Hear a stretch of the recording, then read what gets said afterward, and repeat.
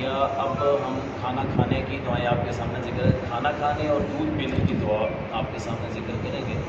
تو کھانا کھانے سے پہلے بسم اللہ پڑھیں، مکمل بھی پڑھ سکتے ہیں تو صرف بسم اللہ بھی پڑھ سکتے ہیں، بسم اللہ الرحمن الرحیم پڑھ سکتے ہیں۔ تو اس کے بعد کھانا کھانے کے بعد پھر آپ نے 3 دعائیں عام طور پہ آتی ہیں جو آپ نے پڑھنی ہیں۔ الحمدللہ الذی اطعمنا وسقانا وجعلنا مسلمین، الحمدللہ الذی اطعم وسقا وصبغ وجعل له مخرجا، اللہم اطعم من اطعمنا واسق من سقانا۔